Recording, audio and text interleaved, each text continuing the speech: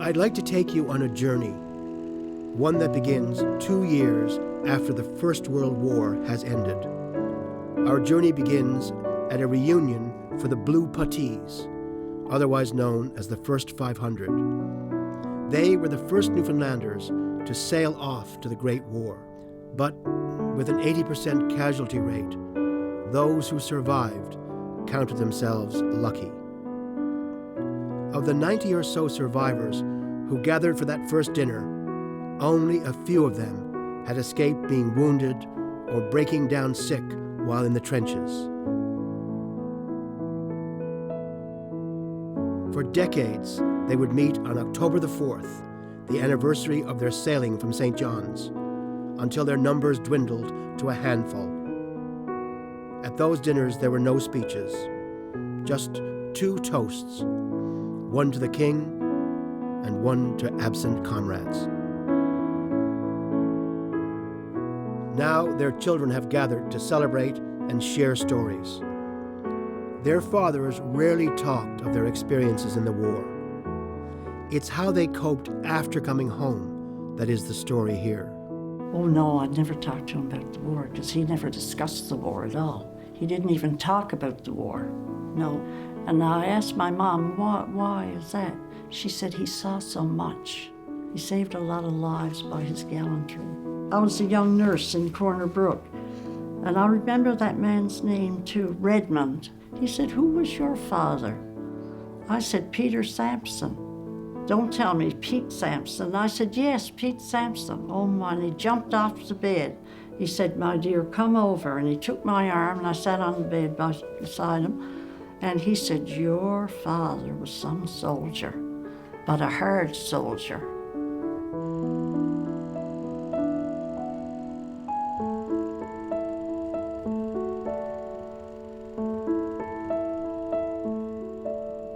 My name is Andy Jones, and I was born in 1948, the year before Newfoundland joined Confederation.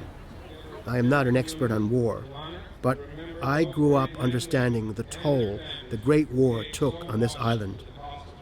In Newfoundland, you need to know that the 1st of July is Memorial Day 1st and Canada Day 2nd. When I was a kid, people talked about the July Drive, but it's better known as the Battle of the Somme.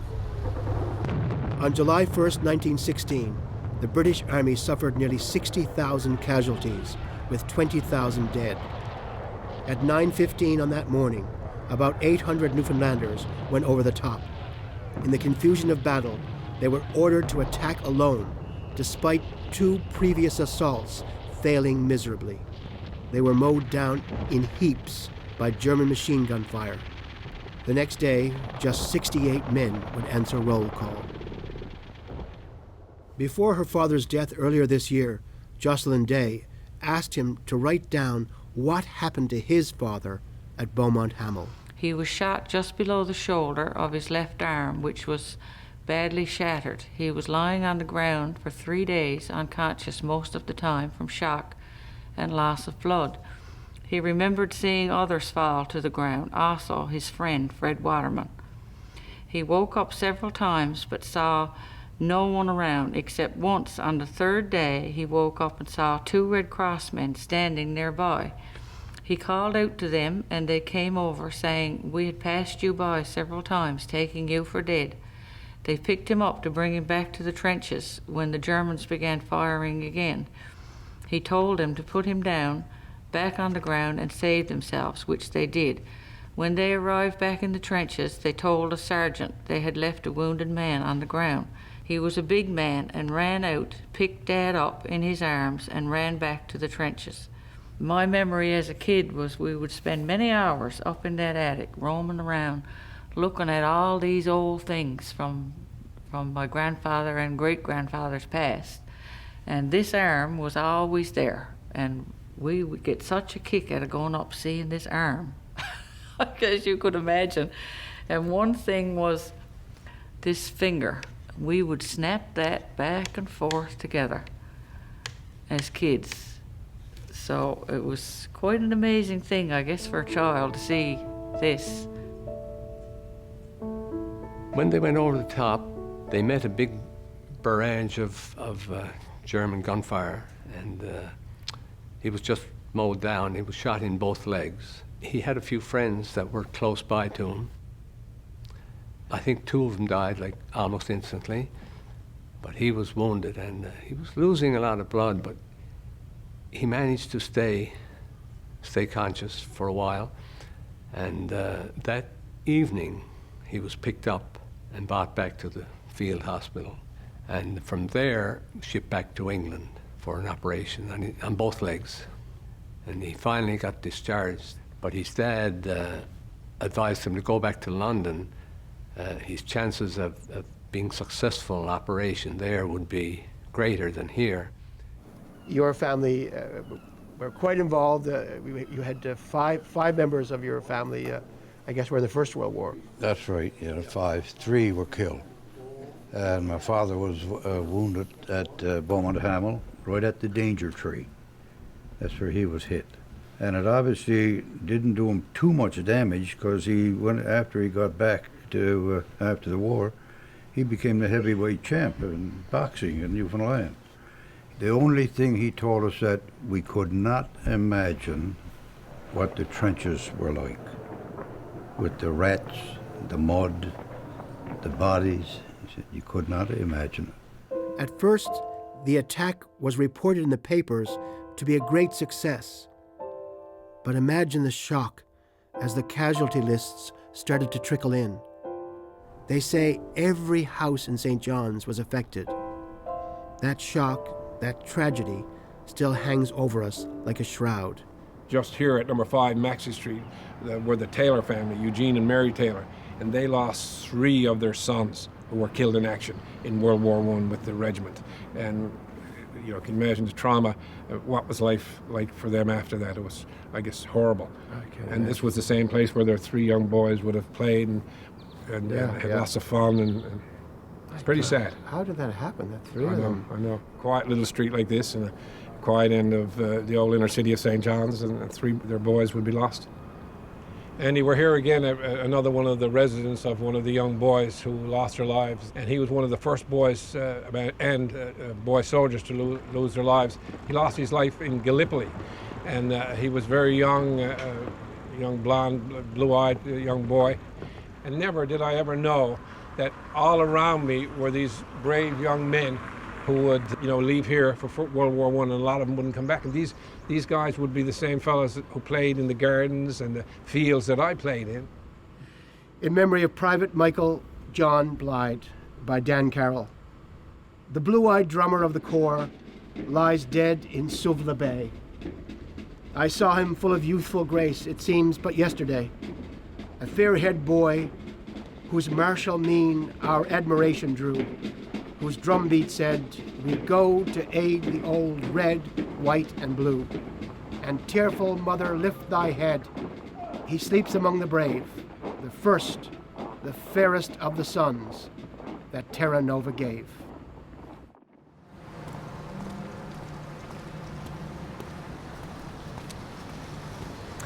Oh, hi, Andy. Hi, Diana. How are you? Very nice to meet you. You Very nice to too. meet you. I can't get over. This is the house. Isn't that something? Yeah. Yeah.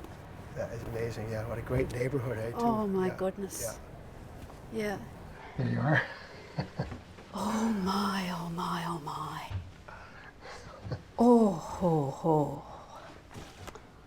37 years since I stood on this floor. The first 10 years of my life we lived here. We have to remember those who lost their lives because of course that's extremely important. But we can't forget those who went overseas, did what needed to be done, and were fortunate enough to return. When they came back from the war, they had their own demons to deal with. What a lot of people don't realize is that the Newfoundland Regiment first saw action in Gallipoli in 1915 against the Turkish army. They were the only North American regiment to fight in what was then known as the Dardanelles. Here is how Blue Puttee James Hibbs described the conditions. There was bodies of dead Turks in no man's land, just covered with a little sand, and the stench wasn't too nice. We had a brutal time at Suvla Bay. Ours and the Turkish trenches were located in a deep ravine just under the mountains on the Turkish side. We suffered dysentery, enteric fever, yellow jaundice, trench feet, and a whole lot more of hell. His number was 301, so he was in the first 500. And he actually was in Gallipoli and got sick there? Yes, he was in Gallipoli. He, like many more, got dysentery, and they had to be hospitalized. That affected him for the rest of his life, his stomach bad. And did he talk about the war very much, or? He talked about the war with the Turks. They'd reach down and take this right hand of the dead Turk and give him a shake. Wow. Yeah. So it was respect for them, really? And respect for the other enemy, yeah. As I suppose everybody knows, those fellows spoke very little of their experiences. Once in a blue moon, you may get a little something out of them. One experience he did have was he was on patrol one night. Now you can imagine a 19 or 20-year-old, you know, fresh from Newfoundland, on patrol in enemy territory. And he came upon this white thing shining in the dark. And he backed off to get presumably the officer of the day. And they went and investigated it, maybe with a group. And here it was, a dead Turk with his mouth open and the moon shining on it. Scary, I guess, for a kid. Nearly a third of the regiment was invalided out of the line from the likes of dysentery and enteric fever. Many never recovered and carried the symptoms to their graves. Just a few months after the Newfoundland Regiment was decimated at Beaumont Hamel, their next action saw them return to the Somme battlefield at Guadaucourt. It was the Newfoundlanders' chance for a fair fight, and revenge was on their mind. As Blue Puttee Hector McNeil wrote in a letter to a comrade in hospital, "This time we had a better chance and got some of our debt paid." Dad threw grenades or bomb into the pit where the machine guns were, and he jumped in and he bayoneted 5 before he got wounded himself. I think that's where he got the Croix de Guerre and the Conduct Medal. And Distinguished Conduct Medal. Early in the morning, Mr. Moss had a platoon, and he would go out and just listen and crawl around. But he always said that Dad went out long, long before him, and he would tell Mr. Moss, go look there, there, and there. And he'd go out on his belly before anyone. And Mr. Moss thought very highly of him for doing that. This is Matt McLeod and Barbara Dooley, children of Ernest McLeod, number 24.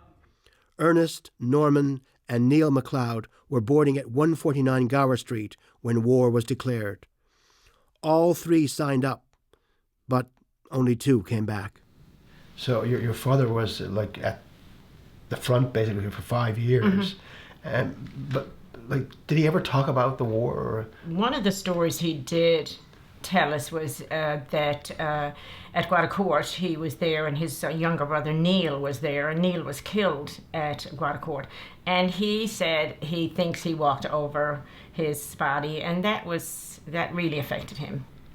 He always felt really sad when he talked about that. And, you know, we were close family and did a lot of things together, and he was the focal point, I think, of our family, really.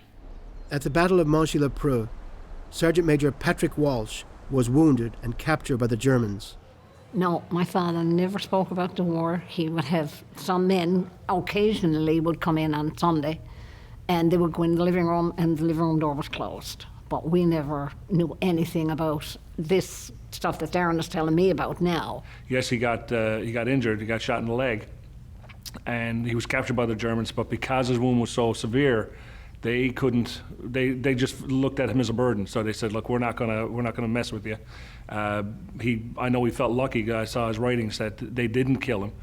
So they just dropped him, left him, didn't fix his wound or whatever, and so he was in a hole or a ditch for 10 days with other soldiers, Germans included. And he would, I know one account is he took his knife and cut a hole in the pocket of one soldier so he could get tobacco out, do his water from the grey coat, squeeze out the water on a rainy day out of the German's grey coat into his canteen so he had water.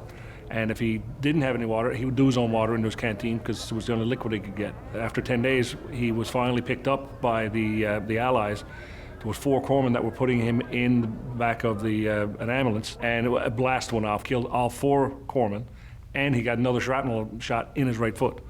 So it was like, I'm reading this and I'm like, you're kidding me.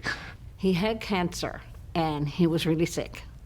And my mother said, I don't think your father's going to make it to the wedding. I said, well, I don't think so. I said, I don't think I'm going. If he's not going, I'm not going. He got up the next day and he came to my wedding. So he was really, he was quite the man. There's no doubt about it. When he was about 80 years old, he wanted to go back to the battlefields. And he asked me to go with him. And, he was still pretty hearty and hale and everything. And he had a great memory. He said, now we have to find La Fosse Farm. And there was a barn on the La Fosse Farm, very close to the road between Arras and Cambrai. He and 2 other wounded soldiers climbed underneath the foundation of that barn. And they were badly wounded, and he had a tourniquet on his leg, and the others weren't quite as seriously wounded. It was all shrapnel wounds. And so they got him back to the field hospital, where he overheard the doctors talking at the foot of his bed. And this guy said, I think we should take it off, the leg. And he's fully awake. And then this other guy said, no, he said, I think I can save that leg. And my father bounced up in bed and he said, you're my man. And he did save the leg. Yes, there was only it was October, 14th or 15th of October. The war was almost over. And he was shot, he fell in the trench, and he was totally paralyzed, and his chums were marching by him and thought he was dead. He could hear them, but he couldn't move or speak. And one of the fellows said, oh, poor old Pete has gone west, yeah? And they marched on. But he was there for 14 hours in the trench, bleeding, choking on his own blood. And a couple of Germans picked him up, put him on the stretcher, and brought him to a field hospital that would ensure them of not being shot when they got close to the British troops. Right. So when he got to the field hospital, the interesting part was they wouldn't take stretcher cases. He had to get up and walk into the hospital, and he did that. He got off the stretcher and walked in. He only got in and collapsed, of course, but he did get in. That indicates how durable and tough the man was. How does someone come home from war? Can you really return to your old life? How do you cope after witnessing such horror and loss? This is Corporal Jamie McWhirter. He served in Afghanistan in 2006, and he has post-traumatic stress disorder. Jamie is one of many Newfoundlanders who can trace his military heritage back to the First World War. I joined the Army on my 17th birthday, joined the Royal Newfoundland Regiment. My brother was a member, and I grew up listening to stories from my uncles and my father about my great-uncle Walter and my great-uncle George, who both fought in World War I. His brother George lied about his age so he could, like many Newfoundlanders, lied about his age so he could go to war. and Walter joined to go with them, had to protect his little brother. They made as far as Gallipoli. In Gallipoli, Walter was come under motor fire, and Walter was killed. And we were told, George told us he seen it. He seen his brother killed and had to soldier on. And he soldiered all his way into, he was captured. He was captured by the enemy. And Dad told me he never wanted to talk about the war. The story of George is quite amazing. I mean, in terms of PTSD, or what do you think happened to him? What was his legacy? Dad told me he came home. I mean, he had a family, he had children, and but Dad said you could pass by the house at night and sometimes hear him screaming in his sleep. And he never obviously got any treatment, or? No, there was no treatment back then. I mean, even myself, when I first came back from Afghanistan, there was treatment, but they didn't really know how to treat it. I mean, PTSD was still fairly new. If you ever talk to a veteran from World War II, they don't talk about it very much. And I know growing up, I always wondered, why don't you talk about it? You're a hero, man. You were overseas and you fought a war. You fought for your country. Why don't you want to talk about it? Now I know. Because it was horrible. And you want to forget it. And the more you talk about it, the more you remember it. And if you just stop talking about it, maybe you'll forget. And if you forget, maybe you'll stop dreaming. And do you forget? No. For members of the first 500 who survived the war, the death toll of 1914 to 1918 continued. 4 veterans who attended the 1920 reunion would be dead by 1928, and 8 more died in the 1930s. Perhaps one of the most tragic cases is that of Sergeant Archibald Gooby, who died in 1927 from the effects of gas poisoning. What do you know about him? What kind of stories were told about him? Well, they mostly came from my mother, and she had great admiration for him. He was her hero, really, and a soldier was basically dying on the field. The story my mother tells is that he took off his own mask and gave it to the soldier who was wounded, only to be gassed himself, and that's what later in life, ended his own life.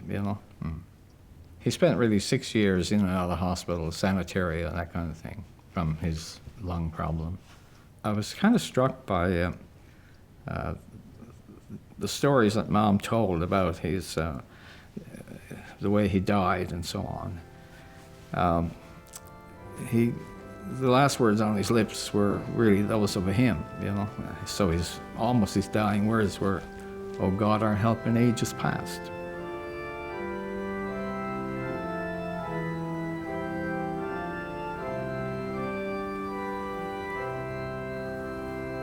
And we had off his bedroom, there was a landing, and it had a big window. And Mom used to raise the window, and Dad would go out and, get his breath or some air into his lungs. Yeah. And then he never did, I don't think, get out of bed very much after that. So how old was he when he died? 47. Oh my gosh. Yeah. Mom was a young widow. Yeah. So what was your family life like after your dad died? After he was no longer the breadwinner? Yeah, I do remember my mother being very, very sad. And I was a little girl, and she always tells this story. Mom said Betty would always come in and say, "Mama, you're too lonely. I'll come in and stay with you." But she'd never let me. No, she'd say, "You go on out now with your friends, Despite being decorated for bravery in single-handedly taking a German machine gun nest and suffering chest wounds as a result, Sergeant Peter Sampson's death in 1942 was deemed unattributable to the war. There were letters going right and left. Yeah, I think she wrote to every minister there ever was. Yeah. But she finally got something anyway. She was a fighter. David James followed his father's legacy and joined the military. Lieutenant Stan James, badly wounded at the Battle of Monchy-le-Preux in 1917, returned to Newfoundland for convalescence. The regiment desperate for men to fill their badly thinned ranks, ordered him to lead recruiting drives across the island and then take them overseas. One of the strange things was, in France, in the hospital, they only discovered 3 wounds. When they got over to Britain on the operating table, they said, he has the 4th wound. I think of it as an ex-serviceman. I don't know how he had, done this, how, he was supposed to go home for convalescing, and while he was convalescing, he was really working still for the regiment. All good soldiers always, adjust and overcome. And so he was really there from the day one to the very end. Yes. In fact, it really shortened his life. He died at 52 in 1944.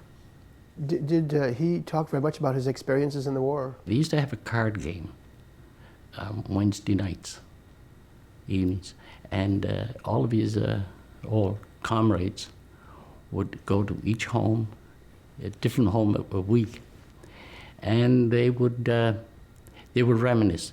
But as far as talking, I've never heard my father ever talk of or speak of the war amongst the family. When he had one of his comrades with him, they'd be always shooting the breeze. Well, one thing stands out in my mind, after the card game, and they would have their drink of, and I believe it was ginger wine, I don't know. And they would reminisce singing these, it's a long road to Mandalay, and it was quite a celebration because we could hear them up in our bedroom.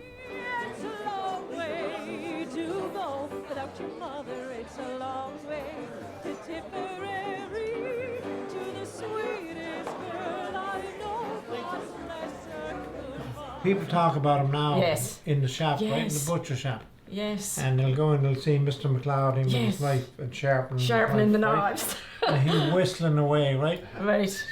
Right, Yes. and he's sharpening the knives, and then We were talking about Dad and the shop and his customers. One thing that Dad was noted for was his generosity, especially with customers who were probably not as well off as some of us obviously were.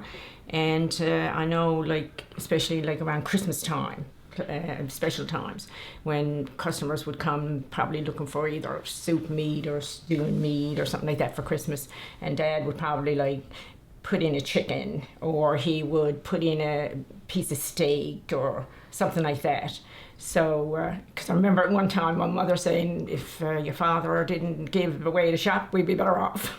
Things like that, right? But he was very generous, kind-hearted, quiet in a lot of ways. He wasn't a loud man at all. This is the uniform from the Blue Puttees, and he's holding a wreath that he's laying at the War Memorial. Right. And he did that every July the 1st. So this was probably one of the last pictures that he was in uniform to lay a wreath. Right? Yeah. Because we got another picture there of Dad. We know for a fact that that's his last picture. When he died, 50 years later, the wound was still open. Never ever healed. Really? Back, yeah. A tremendous wound in his back. And it was still open and weeping when he died. So he had the whole 50 years of life. He did what he had to do, what everybody was doing. He played golf, he fished, he had a social life, he was in business, but that bloody wound was still there, still open. Do you think it was post-traumatic stress disorder, shell shock? Or? Yes, there was a lot of shell shock guys around. Yeah, a lot of shell shock fellows. And no one recognized it particularly as being that then, did they? They were just left on the streets walking around, find their own way, Nobody looked after them.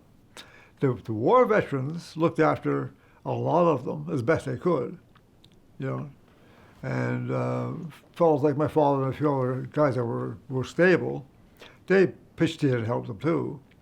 But a lot of them were very badly off, As he himself was a very heavy alcoholic.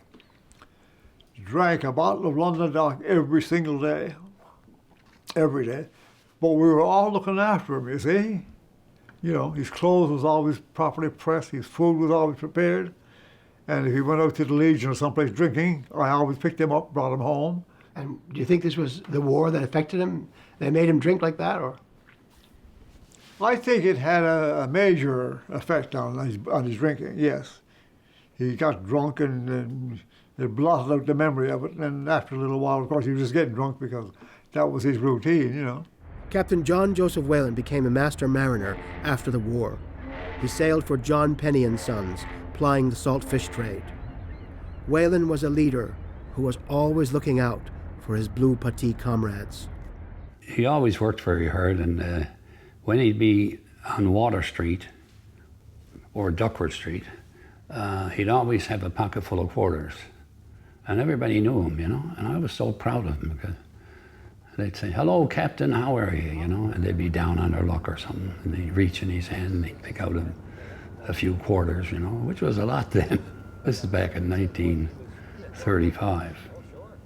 And he joined, he volunteered for the Navy, and he was in the Canadian Navy during the Second World War, and he was the harbor master here. He used to see where all the ships were to be placed and what have you. And he was in charge of all the small boats that used to supply all the destroyers and everything that came in here. And he was a lieutenant commander in the RCN. So he had a lot of men under him. And he loved them and they loved him, but it was pretty tough. When I walked into this house today, what it reminded me of is that every time I ever walked into this house before, there was always love here. And you knew it. You knew as soon as you walked in, you know. And like I said to you earlier, I don't even think that he ever called me by my actual name. He always called me Duck. And I used to watch him like that, like when he was looking out through the window. And I'd sometimes look at him and I'd say, boy, he's been sitting there now for like about 3 hours. What is he thinking about? And he was just, you know, had his pipe and looking out through the window and everything. Andy, I was telling you about the trunk and came across this little book. So inscribed on the inside page, it says, "To William Newell from his sister Lizzie, October 1st, 1914. Now that's only a few days before he left on the Florizel. Wow, yeah. And I found this little piece of white paper. And I picked it up and I looked at it, and I really, tell you the truth, could not believe my eyes. I was probably about anywhere from probably 8 to 9 years old when I wrote this. My Pappy, I love you a whole lot, and this isn't a plot.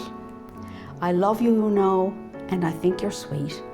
Because you're a pappy, nobody can beat. By D. Oakley. XXXX. Oh, oh, oh, oh. And I took it out and I showed it to Mum, and she started to cry.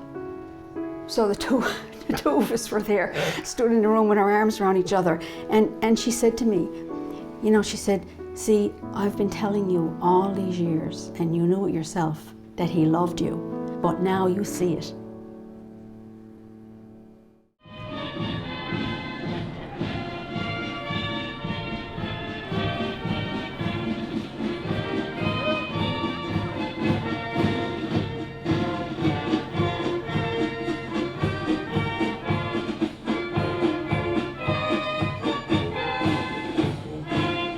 The Goodyear family from Grand Falls sent 5 sons off to war. Their daughter Kate served as a nurse. What about the 3 uncles who were killed? Yes. Were they talked about? They just accepted the fact that they were killed. I'm sure it had to hit them very, very, very hard. You can't imagine the 3. And their daughter, Kate, she was a nurse in at the Royal Victoria Hospital in Toronto, where there were a lot of veterans who were wounded were sent back and were in the hospitals there. And one night when she went on the night shift, there was one fellow on a stretcher in the hallway. She said, why is he here? She said, well, there aren't any beds left. They're all filled. She said, what about upstairs? And they said, well, that's officers only. And she said, no way. And she made them take this fellow out. She got called up on the mat. The next day, like Murphy, I get emotional about this one. And the administrator was reading the riot act to her, that what she did was just not allowed.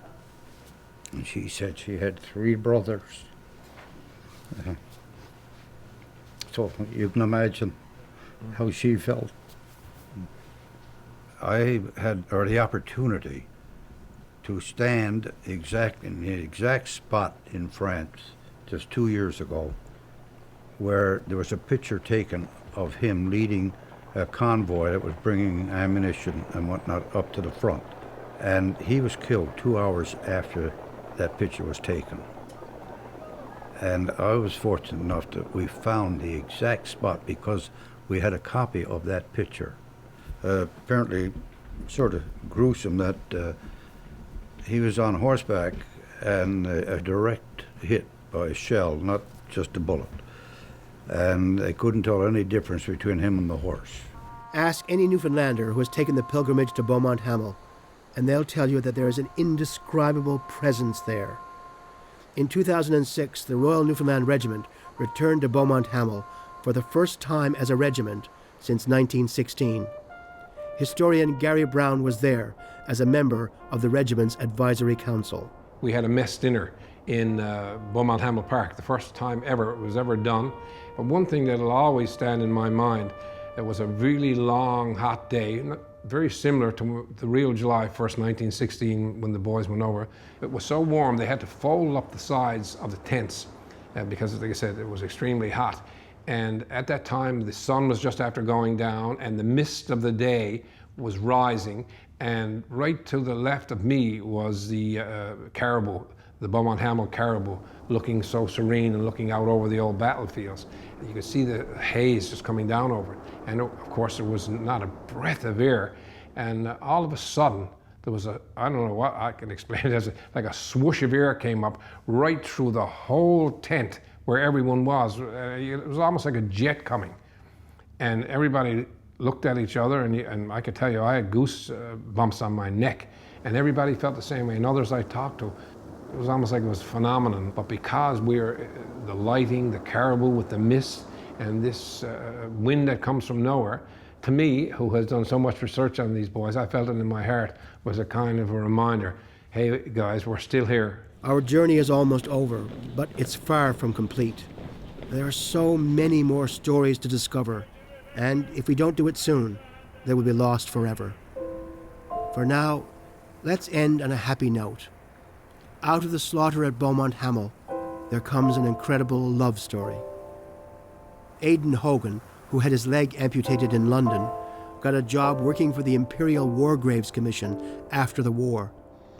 It was through his work that he came to meet the Mason family and the love of his life, Elsie. Their blossoming romance was nearly lost to distance and time. I think it was 1924, 25? Yes, yeah. Yeah, his father wrote him and said his mother was quite ill and he should come home, so he came back to Newfoundland. They never wrote for 7 years. Yeah. Oh, really? Until 1933. My grandmother worked in a shop, like they sold clothing, a ladies' shop. And she'd always say, oh, I'll finish up, I'll do the cash and close the shop. You go on, you got someone waiting. And her co-workers would say, why don't you have a boyfriend? And she said, well, I only ever loved one man, and he's over in Newfoundland, and I don't know what happened to him. It's been several years. You go home tonight and you write that man a letter and see if he's still alive and what he's doing, and don't you come to work tomorrow unless this letter is sent. So she went home and she wrote a letter. She went that night and mailed it. So he immediately sends her back a 3 or 4 page letter, so excited. Yeah. But he mails it on the 27th of January, and then he's too anxious knowing how long it'll take the letter to get there, so he sends a telegram. And this is the letter where they rekindled their relationship, the first letter. My dear, dearest Elsie, how to begin to tell you how charmed and delighted I am today when I received your unexpected letter. It was like something fell from heaven. In the next letter, there is an actual proposal put in place. Oh my God. Knowing, Elsie dear, that we love each other, and at least on my part, I have ever since we last parted, I have loved you. I wonder if I am asking too much from you when I ask you to leave London and come to such a lonely place as St. Mary's. Elsie, I cannot see another way out. Will you come out and marry me? I want you, Elsie, darling, to be mine for always. This is hard to read. Elsie accepted Aidan's proposal and left London in the fall of 1933. She suffered so severely from seasickness that the crew had to feed her and walk her around the deck. They arrived in St. John's Harbour. They spent the night in St. John's and got married the next day at the Basilica. Yeah. When she was going up through the church the next day to get married, she was swaying from one side to the other. She was still sick. And then they drove to St. Mary's then. And on the way in, they had to stop because she had to use the washroom. And of course, there was nowhere to use it, only there was an outhouse there somewhere. Someone had an outhouse. And she went out and used it. And she looked up, and there was holes in the roof. There was no roof there. And she could see the stars. And she says, oh my goodness, what am I after getting into? Aidan and Elsie lived happily ever after. She loved her life in St. Mary's. Sarah Sexton was just a young girl when Elsie arrived from London. You know, she was coming from a big city, and we were very impressed with her coming and wondered what she looked like, you know, the usual girl things. But she was a beautiful woman, and gracious. And I loved her right from the start because, well, I recognised that Aidan had picked her, you know, and brought her as his wife. And so we saw her a lot, and she remains in my mind. I can see her to this day. She was beautiful. Mom used to tell us a few stories about when she came to St. Mary's first. First of all, there was no electricity or telephones or the modern conveniences. And she had to learn how to cook, and the ladies showed her how to make bread, and some people, they showed her how to make even soap. And one kind gentleman made her a bathtub out of an old molasses puncheon, molasses barrel. Aidan Hogan never lost sight of how lucky he was to have survived the massacre at Beaumont Hamel. We used to listen to on the battery radio in the 50s and that, and 60s, early 60s, of the War Memorial. He used to get sad, sort of, when he'd remember his friends not coming back, and he would be speaking about those. I remember one particular occasion after the war services were over and that, we were there just sitting around, and I said to him, I was about 11, I think, at the time. I said, what would you do if you met the man who shot you? And he said, well, I'd shake his hands. And I said, why would you say that? And he said, well, if I had to advance more that day, chances are I wouldn't be here. I would have been killed, and consequently we would have no family, and it certainly made a big impression for an 11-year-old kid.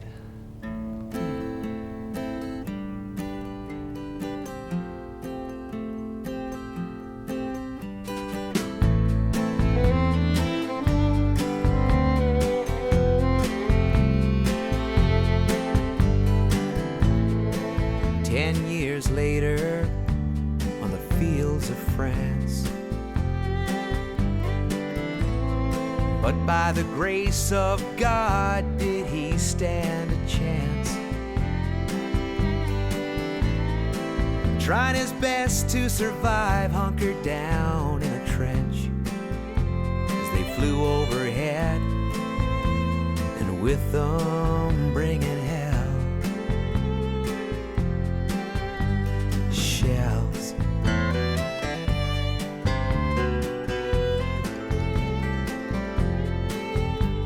Shells.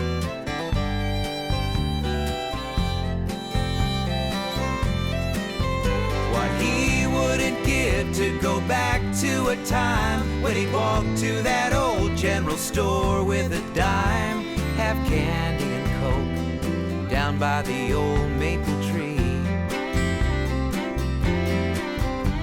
Back to the days when his hands were clean and hell was a place